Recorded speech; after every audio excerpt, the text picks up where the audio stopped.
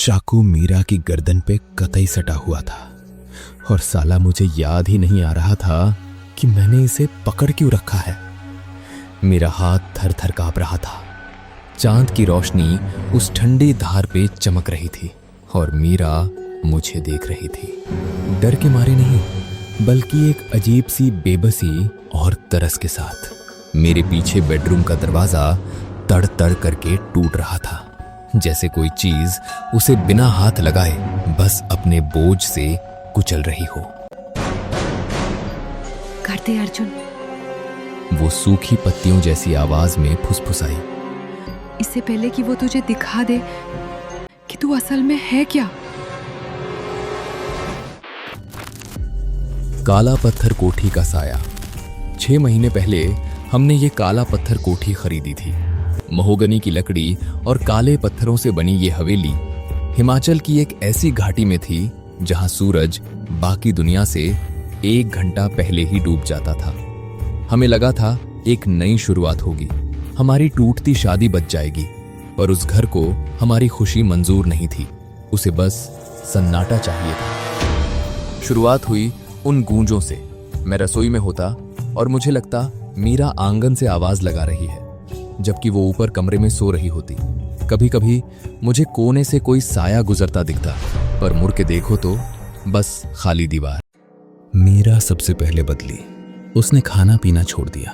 वो घंटों उस कमरे में बैठी रहती जिसे हमने अपने उस बेटे के लिए नीला रंगा था, जो कभी दुनिया में आया ही नहीं। जब मैं उसके कंधे पे हाथ रखता तो वो पत्थर जैसी ठंडी लगती। वैसी ठंड नहीं जो जाड़ों में लगती है, बल्कि वैसी जैसी किसी गहरी कब्र के अंदर रखे पत्थर की होती है। इन शीशों में कोई और है अर्जुन। एक रात उसने अपनी लाल आंखों से मुझे देखते हुए कहा, वो तुम नहीं हो।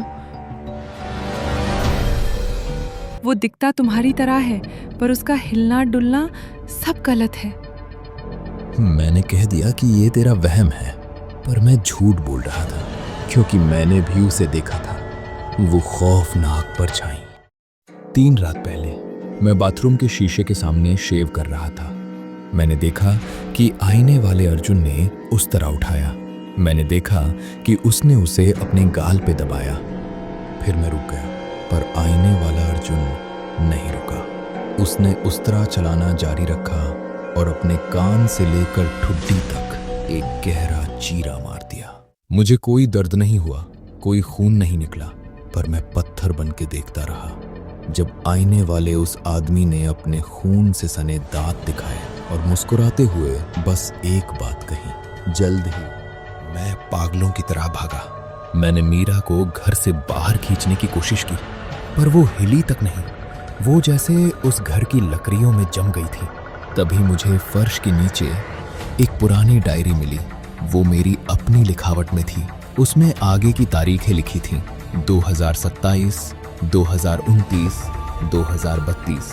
उसमें एक एक बात लिखी थी कि कैसे मेरा दिमाग सठिया जाएगा और कैसे मैं मीरा को उस आईने वाली बला से बचाने के लिए जान से मार दूंगा।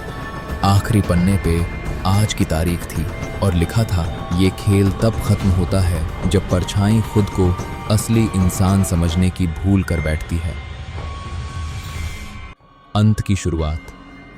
अब हम वापस उसी कमरे में हैं। दरवाजा आखिरकार धड़ाम से टूट गया। लकड़ी के टुकड़े हवा में उड़े, पर अंदर कोई नहीं आया। बस एक काला गाढ़ा अंधेरा स्याही की तरह कमरे में बहने लगा। अर्जुन, मेरी तरफ देख। अब उसकी आवाज में दम था। उसने मेरा वो हाथ पकड़ लिया जिसमें चाकू था।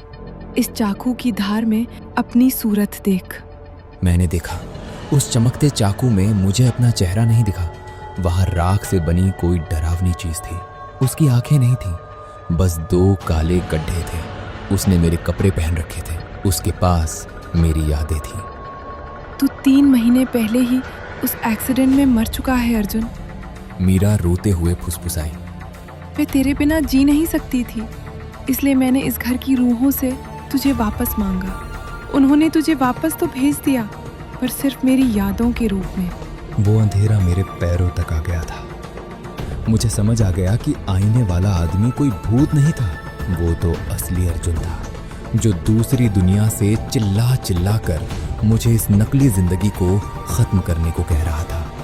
मैंने चाकू घुमाया, मीरा की तरफ नहीं, अपनी तरफ। मैंने वो चाकू अपने सीने में उतार दिया, पर खून की जगह बस एक ठंडी हवा का झोंका निकला। मेरा शरीर राख की तरह बिखरने लगा।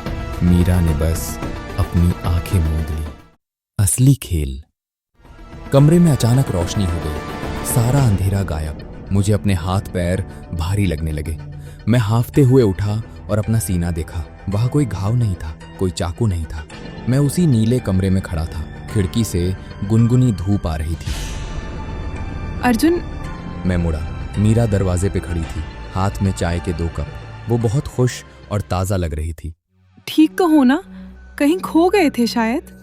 उसने मुस्कुराते हुए मुझे चाय का कप दिया। हाँ, मैंने कांपते हुए कहा, बस एक बहुत गंदा सपना देख रहा था। मैंने चाय का घूंट भरा। उसका स्वाद कतई राख जैसा था। मैं खिड़की की तरफ गया, पर जैसे ही दीवार पे लगे उस पुराने फोटो फ्रेम के पास से गुजरा, मुझे अपनी परछाई दिखी। उस परछाई में मीरा मेरे पीछे खड़ी थी।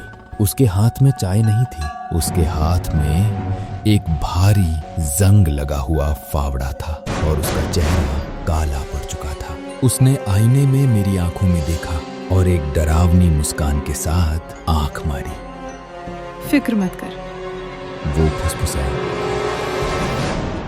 रात होने तक मैं तुझे ये सब फिर से बुला दूंगी। हम इस घर से कभी बाहर नहीं जाएंगे।